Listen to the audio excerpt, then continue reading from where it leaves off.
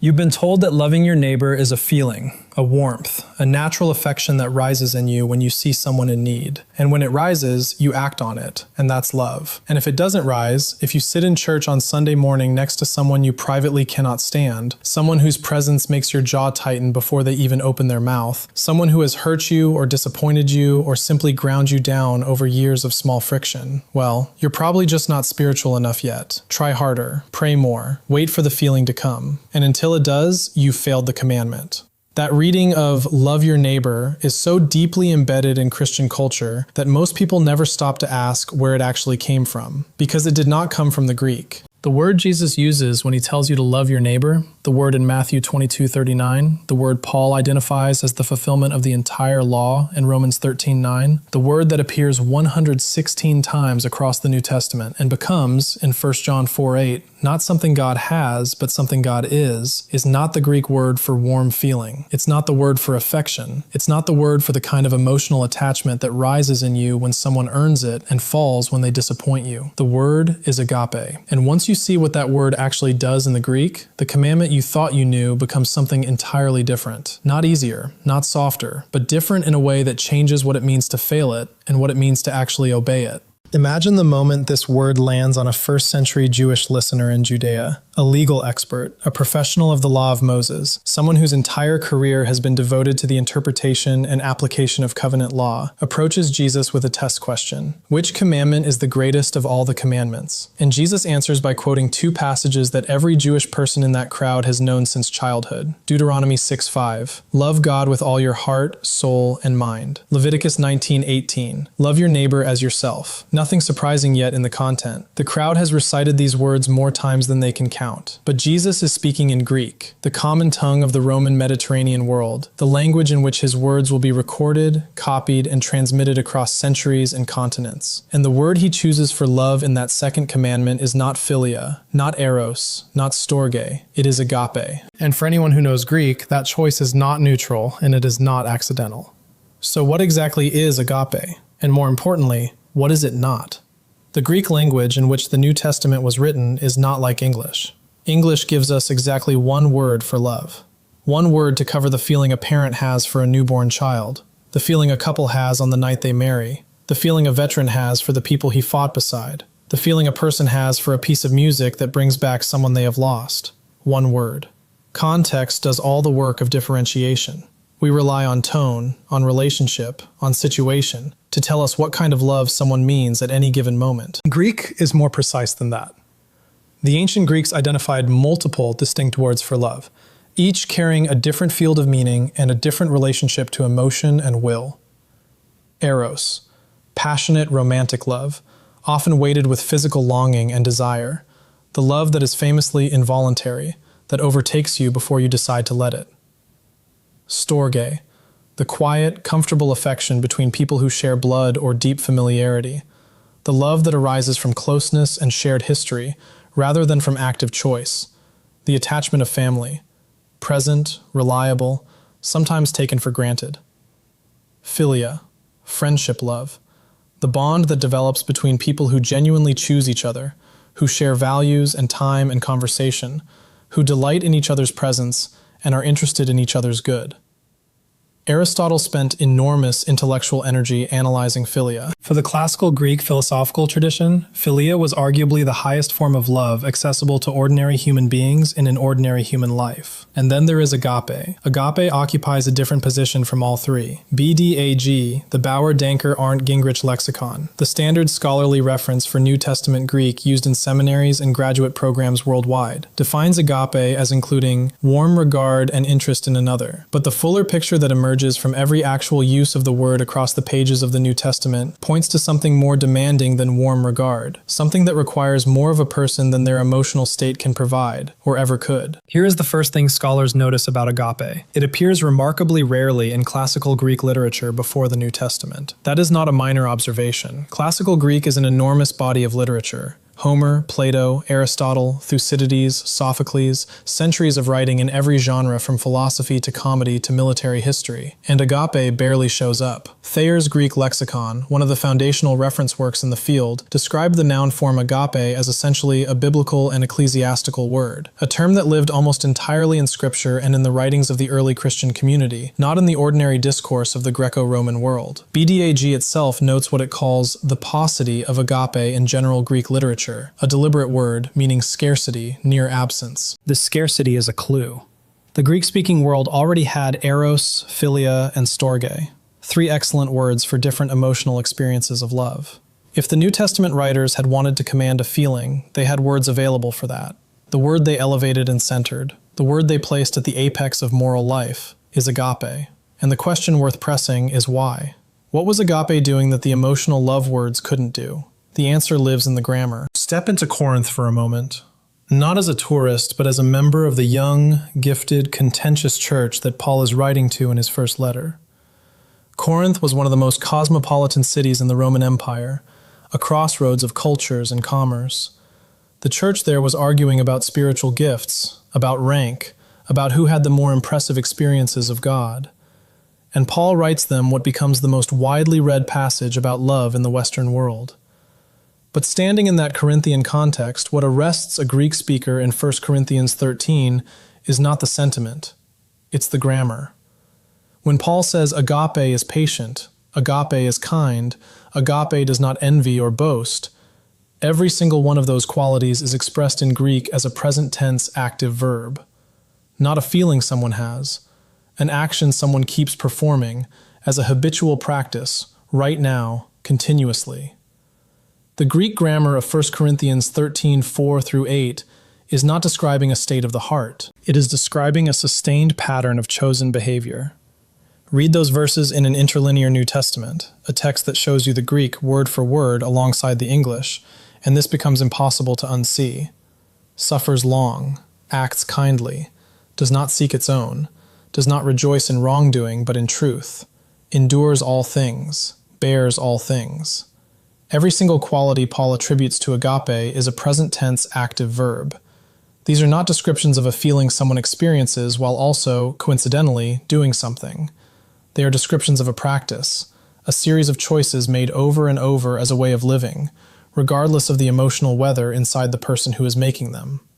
And this is the thing the English word love has quietly erased from your Bible. When you read love your neighbor in English, love functions primarily as a noun-derived emotion you're supposed to generate. You're supposed to feel it. And if you don't feel it, if the neighbor has wronged you, if the neighbor is abrasive, if the neighbor represents everything you find exhausting about human contact, then you've failed at the level of emotion. The prescription is to try to manufacture a feeling you don't have. But the Greek in Matthew 22:39 is not commanding your feelings. The word is agapeses, the future indicative of agapeo, functioning in the tradition of Hebrew law translated into Greek as a covenant command. The form it takes is the language of law. You shall love. And the love that is commanded, agape, is the love of the will, the love of decision, the love that operates as a choice in the absence of warm feeling, and sometimes in direct opposition to the feeling actually present. Thayer's lexicon makes this explicit in a way worth sitting with. Christ commands us to agape, not philia, our enemies. Because love as an emotion cannot be commanded, but love as a choice can. You cannot instruct a person to feel. You cannot legislate warmth. What law can require is what a person does with their will. And agape is the word for that, for the orientation of the will toward another person's good, regardless of what the emotions are doing at any given moment. This is the hinge on which the entire commandment turns. Now step back to a hillside in Galilee, the Sermon on the Mount. Jesus has been building a pattern of antitheses. You have heard it was said, but I say to you, each time extending a familiar commandment past the point where the crowd is comfortable. You've heard, you shall not murder, but I say, even unjustified anger is the same seed. You've heard, you shall not commit adultery, but I say, the look is already the beginning. And then he arrives at the neighbor. You have heard that it was said, you shall love your neighbor and hate your enemy. But I say to you, agapate tous ecthrous humon. Love your enemies. The verb is a present imperative. Keep doing it. Make it your continuous, habitual practice. Not toward your community, not toward the people who love you back, toward your enemies, ekthrus, the word for people who are actively hostile, adversarial, working against you. Agapate, choose over and over to act toward their genuine good. If agape were a feeling, that command would be not merely difficult, but structurally incoherent. No moral or legal system can legitimately require a person to feel warmth toward someone who has harmed them. If love is primarily an emotion, then love your enemies is either cruelty dressed as spirituality or an aspiration for a perfect world beyond this one. Either way, not something actionable this afternoon. But if agape is a choice, a deliberate, renewable, daily orientation of the will toward the other person's good, then love your enemies is one of the hardest things a human being can be asked to do.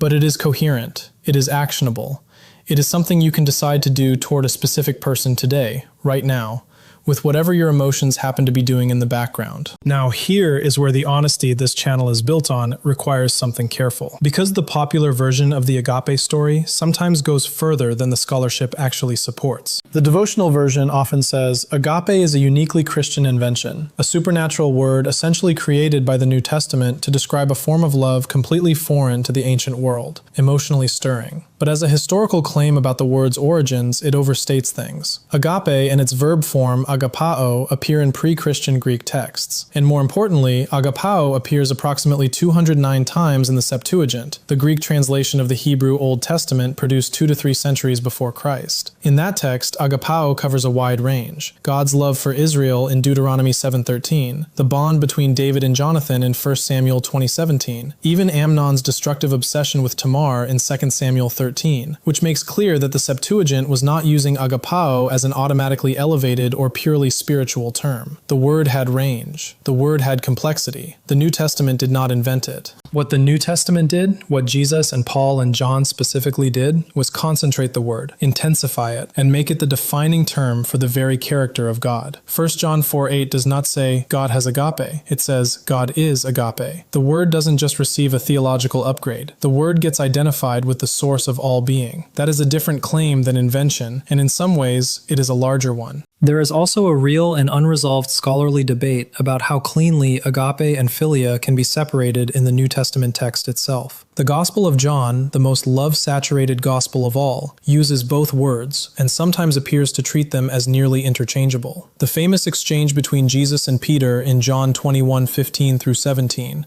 where Jesus uses the verb form of agape, and Peter responds with the verb form of philia, and then on the third question Jesus shifts to philia as well, has generated centuries of debate. Some scholars read the vocabulary shift as theologically significant. Jesus asks for the love of deliberate will. Peter admits to the lesser love of natural feeling, and Jesus meets him in his limitation. Others argue convincingly that John varies his vocabulary for literary texture, and that reading a sharp theological distinction into every switch overstates the Greek evidence. That debate is genuine and unresolved among serious scholars. Intellectual honesty requires acknowledging it. What is not debated is the word in Matthew 22:39, agape, commanded, directed toward the neighbor, plesion, from the root for near, whoever happens to be next to you in the moment of your life. And crucially, this agape commandment has roots that go all the way back to the Hebrew that Jesus is quoting. In Leviticus 19:18, the original text behind love your neighbor, the Hebrew word for love is ahavah. And the command there is also a command, not a feeling aspiration. Love your neighbor. And when the Septuagint scholars in Alexandria translated that Hebrew word into Greek centuries before Christ, the word they chose was agapao. They made that choice deliberately. They understood that ahavah in Hebrew was functioning as a command of orientation, not a demand for emotion. And the Greek word they chose to carry that weight was agapao, the word that in Greek carried the sense of deliberate regard, of active goodwill, of chosen orientation toward another person's good. The chain from Hebrew ahavah to Greek agapao to the word Jesus uses in Matthew 22 is a chain of deliberate translation decisions, each link made by someone who understood that this love was not primarily about the condition of your feelings. It was about the direction of your will. Now let me show you where this becomes most visible inside the text itself. In the story, Jesus tells immediately after someone asks him,